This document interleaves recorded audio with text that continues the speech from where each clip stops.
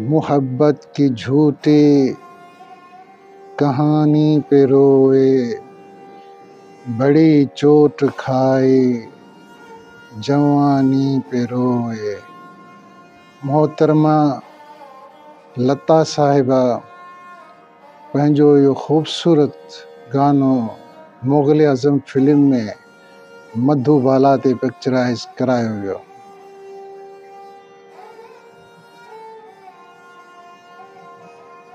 वाहिद उहा फिल्म हुई जंहिंखे 2, 4 या 12 महीना त छा पर 12 साल ठहण में लॻी विया। तमामु घणो हक़ीक़त जे वेझो रही। दिलीप कुमार साहब ऐं मधुबाला हक़ीक़ी मुहबत जे कड़े में क़ाबू थी विया। चवंदा आहिनि त दुनिया में प्यार करण वारा जॾहिं इंतिहा खे उहा मुहबत पहुचे थी त हू मिली न सघंदा आहिनि। मधुबाला जीअं फिल्म में पंहिंजे किरदार खे निभायो तीअं अमुर थी वई। उन गाने जी धुन खे ज़हन जे अक्स ते आणींदे मूं ही कलाम तरतीब ॾिनो आहे जेको मां तव्हांखे ॿुधायां। नसीबनि में मुंहिंजे वरी थियो वीरानो, नसीबनि में मुंहिंजे वरी थियो वीरानो, तके तुंहिंजूं राहूं रोई थियसि रवानो, रोई थियसि रवानो।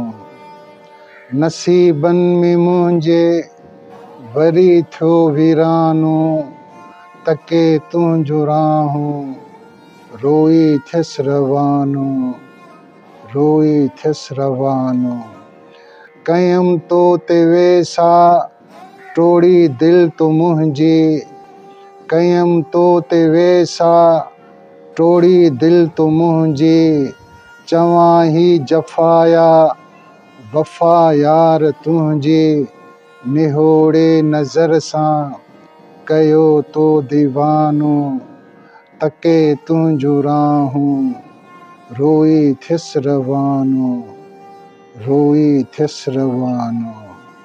चयमि जीअ जिन खे मिलियो मान ही पो, चयमि जीअ जिन खे मिलियो मान ही पो, जिनी लइ मुआसीं कयूं ध्यान ही पो, ॿुधायां कंहिंखे पंहिंजो ही फसानो, तके तुंहिंजूं राहूं रोई थियसि रवानो, रोई थियसि रवानो।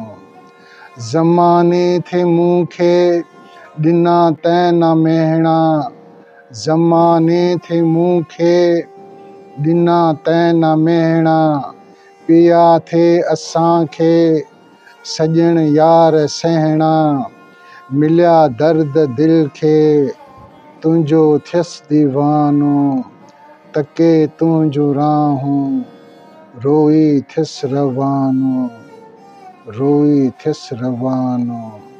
सागिर हाल दिल जो सुणण वारो कोन्हे, सागिर हाल दिल जो सुणण वारो कोन्हे, मरां मां जिन्ही लइ मुड़ण वारो कोन्हे, वेरी प्यार जो हो अॻे ई ज़मानो, तके तुंहिंजूं राहूं रोई थियसि रवानो।